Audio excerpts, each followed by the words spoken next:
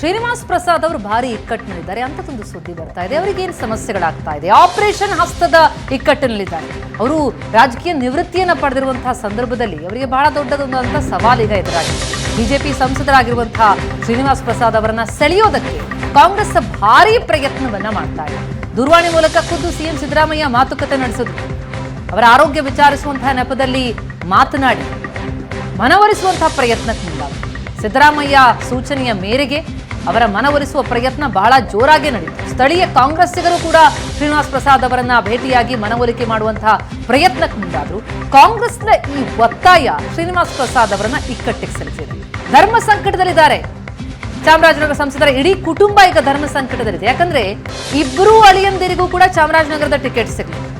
ಕಾಂಗ್ರೆಸ್ ಬೆಂಬಲಿಸಿ ಅಂತ ಮನವಿ ಮಾಡಿದ್ದಾರೆ ಸಿಎಂ ಸಿದ್ದರಾಮಯ್ಯ. ಈ ಸಂದರ್ಭದಲ್ಲಿ ತಾನು ಏನ್ ಹೆಜ್ಜೆ ಇಡಬೇಕು ಅನ್ನೋದರ ಬಗ್ಗೆ ಈಗ ಶ್ರೀನಿವಾಸ್ ಪ್ರಸಾದ್ ಗೊಂದಲದಲ್ಲಿದ್ದಾರೆ. ಆಪರೇಷನ್ ಹಸ್ತದ ಇಕ್ಕಟ್ಟಿನಲ್ಲಿ ಅವರು ಸಿಲುಕೊಂಡಿದ್ದಾರೆ. ಅವರ ನಡೆ ಏನಾಗಿರುತ್ತೆ? ಭಾರಿ ಪ್ರಭಾವಿ ನಾಯಕ ಈ ಭಾಗದಲ್ಲಿ. ಹಾಗಾಗಿಯೇ ಶತಾಯಗತಾಯ ಈ ಭಾಗವನ್ನು ಕೂಡ ಕಾಂಗ್ರೆಸ್ ತನ್ನ ತೆಗೆದುಕೊಳ್ಬೇಕು ಅನ್ನುವಂತಹ ದೃಷ್ಟಿಯಿಂದ ಮಹದೇವಪ್ಪ ಅವರ ಪುತ್ರನನ್ನ ಅಲ್ಲಿ ನಿಲ್ಲಿಸಲಾಗಿದೆ. ಅನ್ನ ಗೆಲ್ಲಿಸುವಂತಹ ನಿಟ್ಟಿನಲ್ಲಿ ಪ್ರಯತ್ನಗಳನ್ನ ಮಾಡ್ತಾ ಇರುವಂತದ್ದು ಕಾಂಗ್ರೆಸ್. ಸಿಎಂ ಸಿದ್ದರಾಮಯ್ಯ ಕೂಡ ತಾವೇ ಖುದ್ದು ಮಾತನಾಡಿದ್ದಾರೆ. ದೃಶ್ಯಗಳನ್ನು ಕೂಡ ನೋಡ್ತಾ ಇದ್ದೀವಿ. ಮಹದೇವಪ್ಪ ಅವರು ಭೇಟಿಯಾಗಿ ಮಾತುಕತೆ ನಡೆಸಿರುವಂತದ್ದು ಇದು ಈಗ ಬಹಳ ದೊಡ್ಡ ಕಗ್ಗಂಟಾಗಿದೆ ಶ್ರೀನಿವಾಸ್ ಪ್ರಸಾದ್ ಅವರ ಪಾಲಿಗೆ. ಮೈಸೂರು ಹಾಗೂ ಚಾಮರಾಜನಗರ ಲೋಕಸಭಾ ಕ್ಷೇತ್ರವನ್ನ ಶತಾಯಗತಾಯವಾಗಿ ಈ ಬಾರಿ ಕಾಂಗ್ರೆಸ್ ಗೆಲ್ಲಲೇಬೇಕು ಅಂತ ಸಿಎಂ ಸಿದ್ದರಾಮಯ್ಯನವರು ಪಣ ತೊಟ್ಟಿದ್ದಾರೆ. ಬಹಳ ಆಕ್ಟಿವ್ ಆಗಿದ್ದಾರೆ. ವಿಶೇಷವಾಗಿ ಆ ಭಾಗಕ್ಕೆ ಕಾರ್ಯತಂತ್ರಗಳನ್ನು ರೂಪಿಸಲಾಗಿದೆ. ಅದರ ಒಂದು ಭಾಗವಾಗಿ ಹಾಲಿ ಸಂಸದ ಚಾಮರಾಜನಗರದ ಹಾಲಿ ಸಂಸದ ಶ್ರೀನಿವಾಸ್ ಪ್ರಸಾದ್ ಈಗಾಗಲೇ ಲೋಕಸಭೆ ಚುನಾವಣೆಯಿಂದ ನಾನು ನಿವೃತ್ತಿಯನ್ನ ಪಡಿತೀನಿ ಅಂತ ಈಗಾಗಲೇ ಹೇಳಿಕೆಯನ್ನ ಕೊಟ್ಟರು. ಜೊತೆಗೆ ಅಳಿಯಂದ್ರಿಗೆ ಟಿಕೆಟ್ ಸಿಗ್ಲಿ ಅಂತ ಪ್ರಯತ್ನ ಮಾಡಿದ್ರು. ಆದರೆ ಆ ರೀತಿ ಆಗಲಿಲ್ಲ. ಈಗ ಕಾಂಗ್ರೆಸ್ ಅವರನ್ನ ಸೆಳೆಯೋ ಪ್ರಯತ್ನ ಮಾಡ್ತಾ ಇದೆ. ಡೀಟೇಲ್ಸ್ ಪಡೆಯೋಣ. ನಮ್ಮ ಮೈಸೂರು ಪ್ರತಿನಿಧಿ ಮಧು ಈಗ ಸಂಪರ್ಕದಲ್ಲಿದ್ದಾರೆ. ಮಧು, ಚಾಮರಾಜನಗರ ಬಹಳ ಕುತೂಹಲ ಮೂಡಿಸ್ತಾ ಇದೆ. ಸಿಎಂ ಸಿದ್ದರಾಮಯ್ಯನವರು ಶತಾಯಗತಾಯ ಕಾಂಗ್ರೆಸ್ಸಿಗೆ ಗೆಲುವನ್ನ ತಂದುಕೊಡ್ಬೇಕು ಅನ್ನೋ ದೃಷ್ಟಿಯಿಂದ ಬಹಳ ಪ್ರಯತ್ನ ಪಡ್ತಾ ಇದ್ದಾರೆ. ಶ್ರೀನಿವಾಸ್ ಪ್ರಸಾದ್ ಅವರ ಕಥೆ ಏನು? ಅವರನ್ನ ಸೆಳೆಯುವಂತಹ ಪ್ರಯತ್ನ ಯಾವ ಹಂತಕ್ಕೆ ಬಂದಿದೆ? ಅವರ ಮನಸ್ಸಿನಲ್ಲಿ ಈಗ ಏನಿದೆ ಅಂತ? ಎಂಥ ಇಕ್ಕಟ್ಟು ಅವ್ರ ಪಾಲಿಗೆ?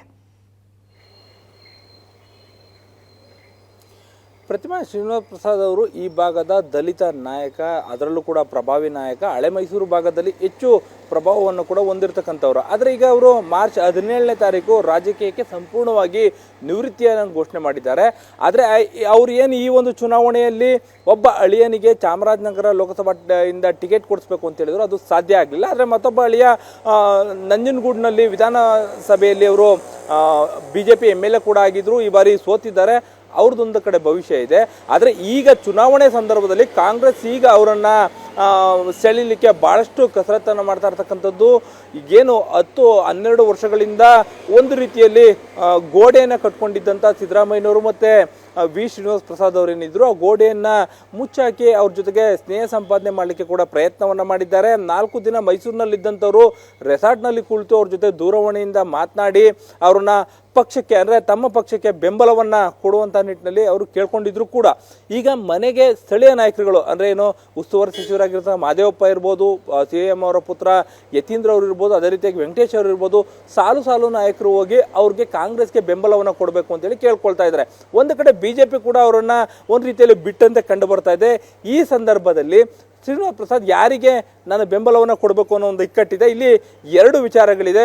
ಒಂದು, ಈಗ ಅವರು ಕಾಂಗ್ರೆಸ್ಗೆ ಬೆಂಬಲವನ್ನು ಕೊಡ್ತೀನಿ ಅಂತ ಹೇಳಿದ್ರೆ BJPಯಲ್ಲಿ ಇರ್ತಕ್ಕಂಥ ಅಳಿಯನ ಕಥೆ ಏನು ಅನ್ನುವಂಥದ್ದು, ಅದು BJPಯಲ್ಲೇ ಉಳ್ಕೊಂಡ್ರೆ ಮತ್ತೊಬ್ಬ ಅಳಿಯನಿಗೆ ಟಿಕೆಟ್ ಸಿಕ್ಕಿಲ್ಲ, ಆತನ ರಾಜಕೀಯ ಏನು ಅನ್ನೋದು, ಈ ರೀತಿಯಾದಂಥ ಒಂದು ಸಂದಿಗ್ಧ ಪರಿಸ್ಥಿತಿ ಇರೋ ಕಾರಣಕ್ಕಾಗಿ ನೇರವಾಗಿ ಏನನ್ನು ಕೂಡ ಹೇಳಿಲ್ಲ. ಬಹುಶಃ ರಾತ್ರಿ ನಡೆದಂತಹ ಒಂದು ಮೀಟಿಂಗ್ ಏನಿತ್ತು, ಸಭೆ ಏನಿತ್ತು, ಅಂದರೆ ಶ್ರೀನಿವಾಸ್ ಪ್ರಸಾದ್ ಅವರ ಭೇಟಿ ಏನಿತ್ತು, ಮಹದೇವಪ್ಪ ಅವರು ಮಾಡಿದಂಥ ಭೇಟಿ ಒಂದು ರೀತಿಯಲ್ಲಿ ಫಲಪ್ರದ ಕೊಟ್ಟಿದ್ಯಾ ಅಂತೇಳಿ. ಆದರೆ ಶ್ರೀನಿವಾಸ್ ಪ್ರಸಾದ್ ನೇರವಾಗಿ ಹೇಳಿದ್ದಾರೆ, ಈ ಸಂದರ್ಭದಲ್ಲಿ ನಾನು ಯಾವುದನ್ನು ಕೂಡ ನೇರವಾಗಿ ಹೇಳೋದಿಲ್ಲ, ಯಾವ ತೀರ್ಮಾನವನ್ನು ಕೂಡ ತಗೊಳ್ಳೋದಿಲ್ಲ, ನನ್ನ ಅಭಿಮಾನಿಗಳು ಮತ್ತು ಅಳಿಯಂದ್ರು ಅವ್ರದ್ದೇ ನಿರ್ಧಾರವನ್ನು ತೆಗೆದುಕೊಳ್ತಾರೆ ಅಂತೇಳಿ. ಆದರೆ ಈಗ ಬರ್ತಾ ಇರ್ತಕ್ಕಂಥ ಮಾಹಿತಿಯನ್ನು ಗಮನಿಸೋದೇ ಆದರೆ, ಅಂದರೆ ಮತ್ತೊಬ್ಬ ಅಳಿಯ ಡಾಕ್ಟರ್ ಮೋಹನ್ ಏನಿದ್ರು, ಅವರು ಕಾಂಗ್ರೆಸ್ನ ಕದಮನ್ನು ತಟ್ಟಿದ್ದಾರೆ. ಕಾಂಗ್ರೆಸ್ಗೆ ಬೆಂಬಲವನ್ನು ಕೊಡುವಂಥದ್ದು, ಮುಂದಿನ ದಿನಗಳಲ್ಲಿ ಕಾಂಗ್ರೆಸ್ಸಿಂದ ಒಂದಷ್ಟು ಅನುಕೂಲವನ್ನು ಪಡ್ಕೊಳ್ಳುವಂಥ ನಿಟ್ಟಿನಲ್ಲಿದ್ದಾರೆ ಅಂತೇಳಿ. ಚುನಾವಣೆ ಚುನಾವಣೆ ಹತ್ತತ್ತಿರ ಅಂದರೆ ಮತದಾನದ ದಿನ ಹತ್ತತ್ತಿರ ಬರ್ತಿರ್ತಕ್ಕಂಥ ಸಂದರ್ಭದಲ್ಲಿ ನನ್ನ ನಿರ್ಧಾರವನ್ನು ಪ್ರಕಟಿಸ್ತೀನಿ, ಬೆಂಬಲಿಗರಿಗಾಗ್ಬೋದು ಮತ್ತು ನಿಮ್ಗಳಿಗಾಗ್ಬೋದು ನನ್ನ ನಿರ್ಧಾರ ಏನಿದೆ ಅನ್ನೋದನ್ನು ತಿಳಿಸ್ತೀನಿ ಅಂತೇಳಿ ಸದ್ಯಕ್ಕೆ ಹೇಳಿದ್ದಾರೆ ಅನ್ನೋ ಒಂದು ಮಾಹಿತಿ ಬರ್ತಾ ಇರ್ತಕ್ಕಂಥದ್ದು. ಆದರೆ ನೇರವಾಗಿ ಶ್ರೀನಿವಾಸ ಪ್ರಸಾದ್ ಅವರು ಇಂಥದ್ದೇ ಪಕ್ಷಕ್ಕೆ ನಾನು ಬೆಂಬಲವನ್ನು ಕೊಡ್ತೀನಿ ಅನ್ನುವಂಥ ಹೇಳುವಂಥ ಪರಿಸ್ಥಿತಿಯಲ್ಲಿ ಇಲ್ಲ.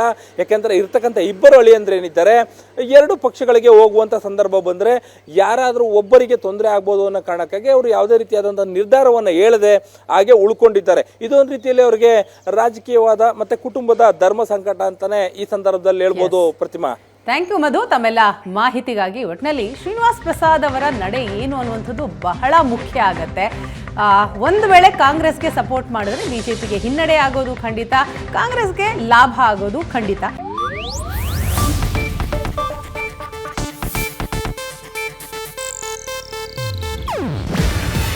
ಇದು ಏಷ್ಯಾನೆಟ್ ನ್ಯೂಸ್ ನೆಟ್ವರ್ಕ್ ಪ್ರಸ್ತುತಿ. ನೀವು ನೋಡ್ತಿದ್ದೀರಾ ಏಷ್ಯಾನೆಟ್ ಸುವರ್ಣ ನ್ಯೂಸ್.